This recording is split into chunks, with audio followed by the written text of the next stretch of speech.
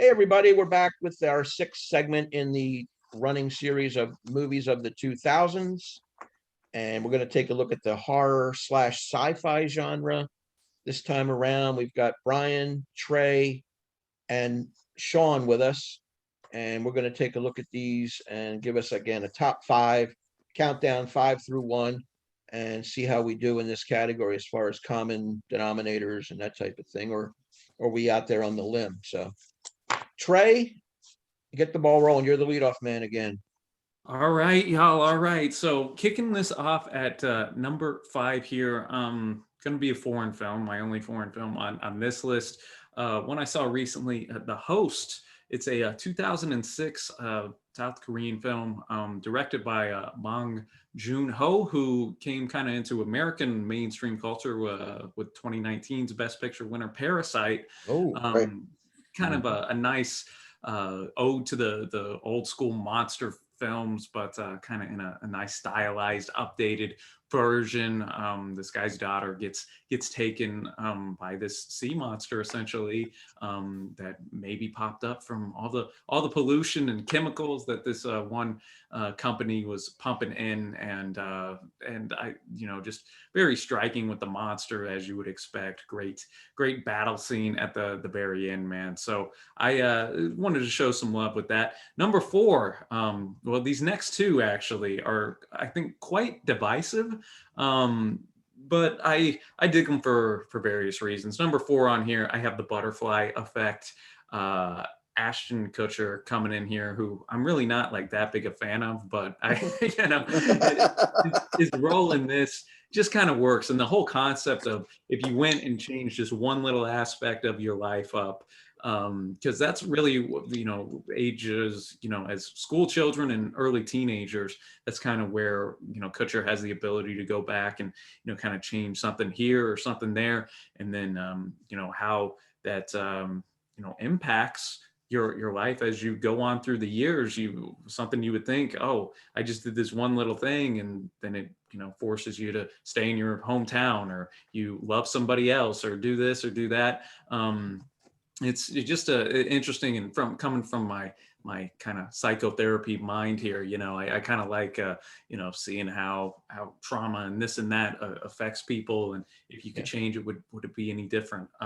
So that's what I got there. Number 3, this is yet again a bit of a divisive film, but I think it's by far the best film of the prequels. I'm going Star Wars: Revenge of the Sith.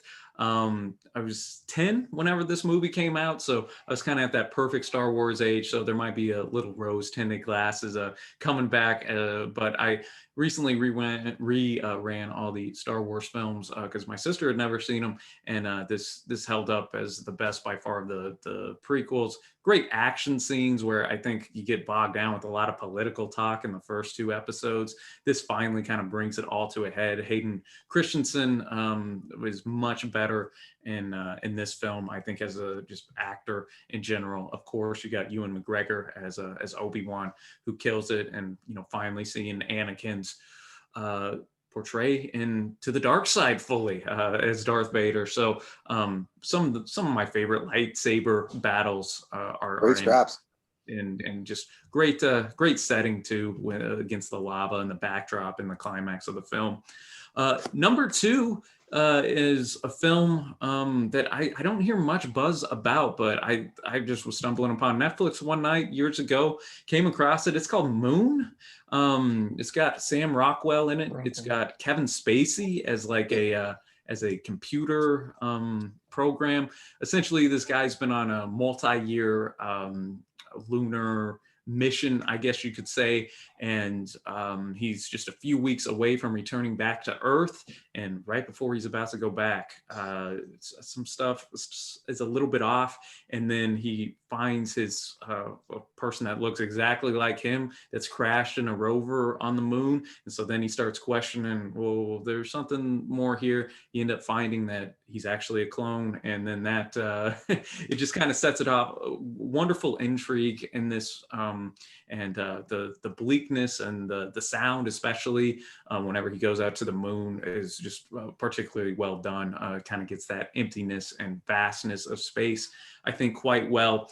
And then my number one is going to be a director that Rich touched on in our last series a couple of different times. Christopher Nolan's The Prestige. Love this movie. A lot of heavy hitters. You got Christian Bale, who obviously would go and do Batman for Nolan. You have Hugh Jackman in one of his better roles as well. Set in 19th century London, you have these two magicians that are constantly trying to one-up each other, and you have even a cameo of David Bowie as Nikola Tesla, and that's where you really start to get that sci-fi element into there. And I won't spoil the ending, but just a wonderful twist at the end that so dark too. And if you've seen the movie, you know what I'm talking about. But Scarlett Johansson is a wonderful love interest. She's a great actress. I'm a big Nolan fan. And I think this stands as probably my second favorite Nolan film, actually, after The Dark Knight, and very stylized as well. So that's that great time, that 19th century London time period quite nicely. So I had to put it at the top here of my list. Excellent. Very good. Very good. Nice. I like that. Have you seen The Illusionist, which is a similar movie with Edward Norton as a Ed Norton magician? Yeah. Okay. No, I will add that to my list because I'm a big fan of Edward Norton as well. And Check that out. It's got a lot of similarities to The Prestige, a little bit different with the rivalry, but there's some good stuff in there with the love story as well. I would recommend The Illusionist. They're both really good movies. Doc, you're up for our horror. Yeah, I'm just going to comment there on something that Trey touched on there because he had Zodiac, which starred Iron Man, the Hulk, and Mysterio. That's and right. Now he's gone to The Prestige here, where he's loaded up with Batman, Wolverine, and Black Widow. That's right. He's got the gamut covered there. He's DC and Marvel. He's got it all. That's good. Very good.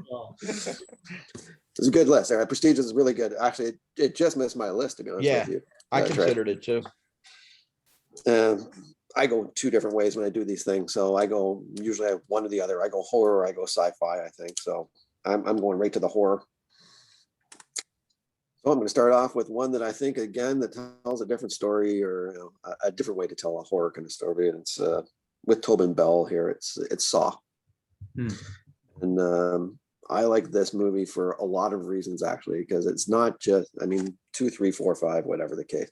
But the first one is not like I Know What You Did Last Summer kind of thing. So it's not that neighborhood. So but it's Saw is really well. The main guy in there, your guy is in this here. And Rich, your boy's in it. Here comes Carrie for you, buddy. Oh, Carrie Elways. Carrie Elways. Oh my God, one of my 3 worst actors of all time, with Nick Cage. Listen, and I'm telling you right Keanu. now, he's not overwhelmingly good in this movie either. He sucks at everything. Go ahead. But the guy in the room with him, his name is Lee Wennell. He wrote this movie, and it's Wan. This is the James Wan thing. So he goes on and does Aquaman and stuff like that. So an Australian director. But there's lots of twists and turns, and there's an underlying story to this on why this actual movie actually kind of works on the level that it's at. Sure, it's gruesome. Sure, there's a lot of things that are happening, and some of it's far-fetched in some senses, but it's a movie. So I'll live with what the far-fetchedness is to. I like Tobin Bell in this, man. This is he's been a character actor for a lot of years, and this is one of his, at least he got the lead in this, and he's very good in it. The Jigsaw character is a pretty good little horror character that came out of the 2000s, I think, and just plops in at my number 5 because I kind of like the movie, to be honest with you. Okay. Number 4 is I like monsters too. So sometimes J.J. Abrams does okay, sometimes he doesn't, but I like Cloverfield. And if you can get past the Blair Witch syndrome of the first person shot movie kind of thing here, it's a really well done monster movie that happens in New York that's lot goes on. The action sequences are fantastic. There's, it's aliens. There's a whole bunch of common themes here that'll be involved with maybe a lot of different movies, but Cloverfield's a really slick little monster movie that happens here. And then, in fact, I think they're going to do an actual sequel to it now, a real sequel. So have you've seen Cloverfield Lane and Cloverfield Paradox that kind of tie all this stuff together as well, or?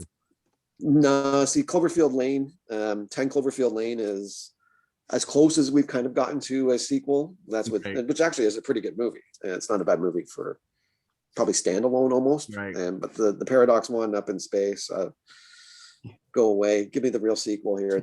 Find me another videotape. That's what I want, if you want the truth. But so Cloverfield is going to come at number 4 just because I like Cloverfield. But then it goes to sci-fi for me. And I'm going with the reboot of Star Trek. Another J.J. Abrams, but it's the sci-fi side of things here. So this was a real good reboot to a franchise that was kind of hanging on, and the action sequences in this, the cast is great. The casting on this is great. For the characters that are playing the main characters, that maybe it's an age thing. I grew up with Star Trek, and I enjoy Star Trek, and I like Captain Kirk, and I like Spock, and I know where Pike is from, and I know all the history and all that kind of stuff that goes with it. But this has lots of good action. Eric Bana's in this. The short appearance here by Chris Hemsworth here. Thor makes an appearance before Trey, so you should be happy about that as well. At least there's a Marvel connection there too. There's the father. He's Kirk's father he's there for a cup of coffee.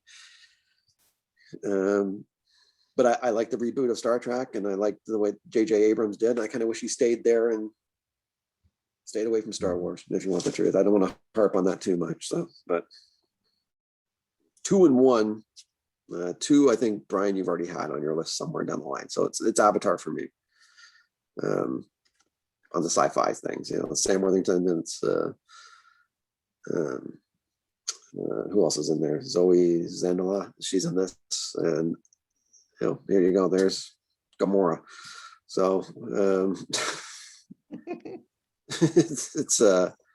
it's visually a stunning movie, and I think you might have touched on this before, even Brian, in one of our other videos, that this was a big screen movie. If you had a chance to watch it in IMAX or something along those lines, it blew your mind. This made billions of dollars for a reason, man. This was an entertaining movie. It's nothing overwhelming about the story or underlying story, but James Cameron shows you something pretty spectacular in this movie, and it was a close 1 and 2 for me, to be honest with you. Is this going to be number 1? And it's a polarizing movie. A lot of people, all right, forget this, but Avatar is a good movie, man. And it's entertaining. But my number 1 is Pan's Labyrinth. Could have gone almost to a war movie or something to that effect, because there's a whole bunch of different things. This is a really good fantasy sci-fi. Yeah. There is horror, I guess, in some senses. It's pretty violent in some senses. It really honestly could have went into a war category if there wasn't the fantasy sci-fi aspect to it. But a little girl who's in the wrong realm almost, and it's all subtitled. You got to put in an effort to watch this movie, but visually it's stunning. Yeah, it's strong, very strong. It's a very strong movie, and Guillermo del Toro directs that, right? Yes, that's right. Yeah. Okay. And you can almost see why Peter Jackson wanted him to do The Hobbit. And he backed out of it, and he went on to do the Pacific Rims and stuff like that. I almost wish he did The Hobbit when he was offered it, because you can see what kind of the vision this guy has. He's the Shape of Water and stuff too, right? Yeah. And Pan's Labyrinth is a masterpiece for a fantasy sci-fi flick, man. This is top notch. And like I said, Avatar, to take out Avatar, which I think is pretty stunning in some senses, it's got to be pretty good in my eyes. And I think in one sense, it's almost an easy one for me personally at number 1. Very nice. I like that pick a lot. Thanks, Brian. Hit us up. Hey, this time, Shawn, you and I only have like 1, I think, that's the same. Oh man, what the hell? That's not bad. Number 5 for me, I've got Spielberg's rendition of War of the Worlds. Of H.G. Well fashion. Tom Cruise and Dakota Fanning and his son are running away from aliens, of course, that had been here for a long time. planted underneath the ground, and they resurface and start to annihilate the planet. I thought the visuals were really nice in it. The storytelling is really nice. You start to learn that the humans are actually the greater threat to themselves, as they all will struggle to survive. The things they'll do to each other sometimes could be almost as horrific as the aliens were planning to do. So that's always one of those things you kind of learn.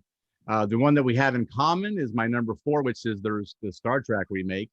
I'm a big sci-fi fan, so I like Star Trek. I thought the casting was so good in this. I mean, getting Carl Urban to play Dr. McCoy was just spot on, funny as hell. When he asked him, he goes, why the hell did you come to space? Why the hell did you join Starfleet if you're afraid of space? He said, I had to. My wife got the planet in the divorce. So I was like, that's just great. And I thought, I didn't know how I was going to feel. I mean, I had watched Heroes before, and I didn't know how I was going to feel about Zach Quinto as Spock. I didn't think, but man, he pulled it off. He pulled it off. I was okay with him playing Spock. I mean, I was able to suspend that disbelief and say, all right, he's his own man in this. I liked it. So I enjoyed it.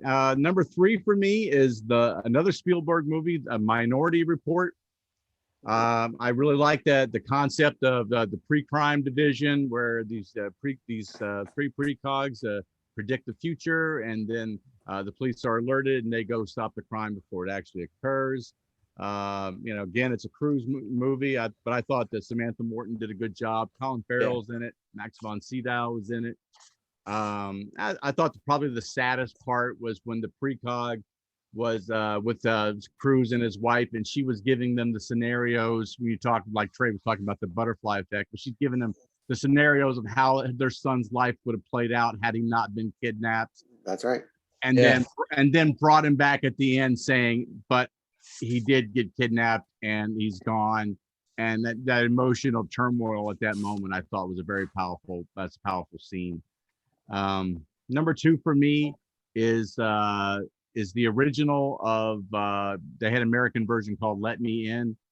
This one's called Let the Right One In. It was a Swedish film about a little about the little girl vampire. She's like 12 or 13 years old and befriends her young neighbor boy next door, and kind of bails him out of a couple bully situations and everything.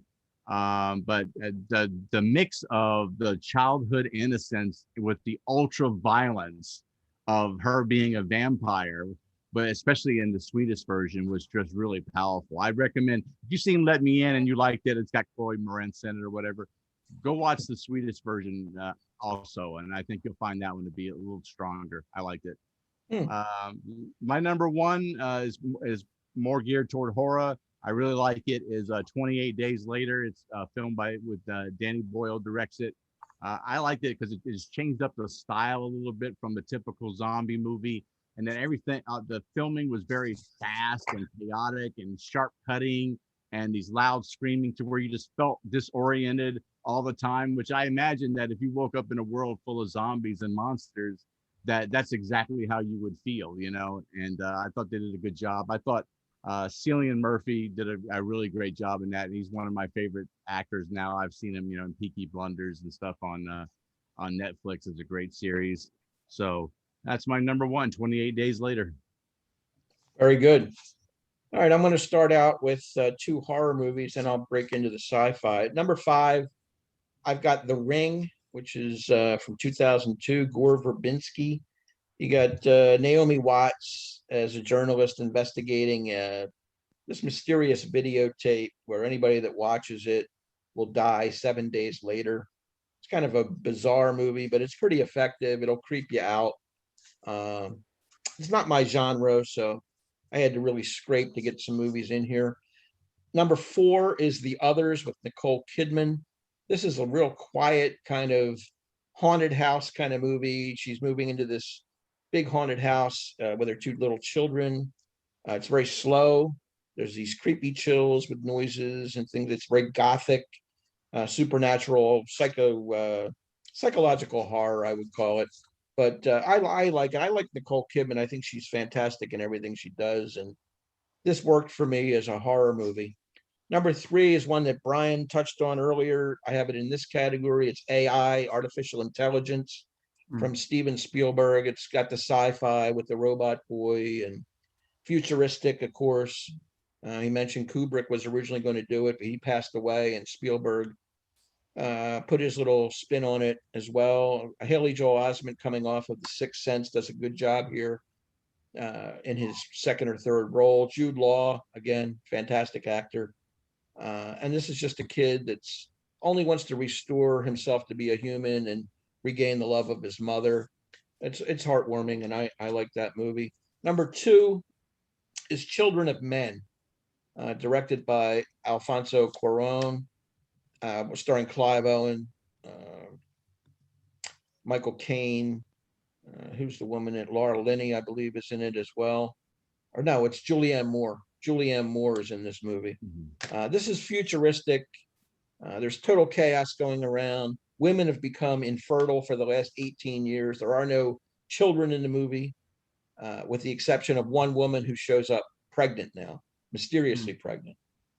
And she becomes like sought after. There are people like chasing her down, trying to get her, and the good guys are protecting her, and all hell breaks loose.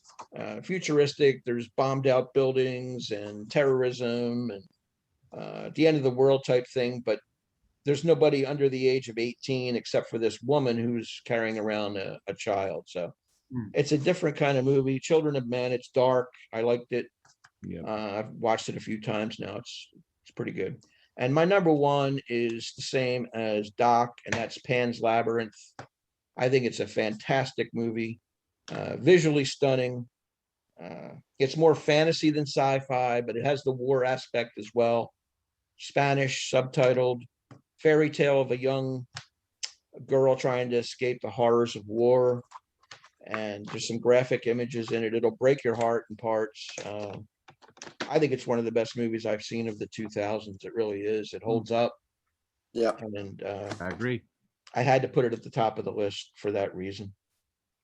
So Nice. That's a good pick. I'll have Children of Men later. Yeah, Children of Men is a real That's a great strong pick. movie. Yeah. I really, really like that. It's grown on me. When I first saw it, I said, but I've watched it repeatedly 3 or 4 times now, and it is solid. And Yeah. again, it could be classified as, if I was doing a top 20 of the 2000s, from 2000 to 2020 up till the current time, that movie would make it. I think it's that good. Yeah. So would Pan's Labyrinth. Got to be in there. Yeah. So that wraps up our horror / sci-fi. We will be back with 6 more categories in the coming days. So in the meantime, I want to thank Brian, AYBL Maine, Trey, Reactions to the Classics, him and his dad again. Check that channel out. If you haven't, I'm sure you have, but if you haven't, must see YouTube videos. Trey, what kind of stuff have you guys been working on, just to plug your channel a little bit? I mean, what do you have coming up that we should know about? Oh yeah, we keep the album reactions, song reactions, and big thing going through the Beatles right now, ranking every song on each record from worst to best. Just incorporated some album listening parties every Thursdays. Right. Just spinning classic records.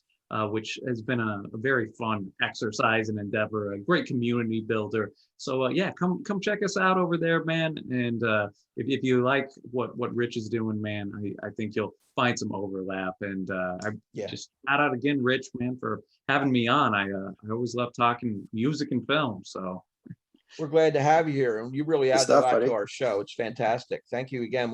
We'll be back with 6 more categories, like I said. Doc, thank you as well. Appreciate it. And we will see you guys next time. Please leave the comments. We love feedback. That's the one thing I stress every time out. We like to get our comments and see what we can do better, what we left off our list. Provide your own list. We enjoy that kind of back and forth communication. So for all the gang here, thank you very much. And we will see you next time. Take care.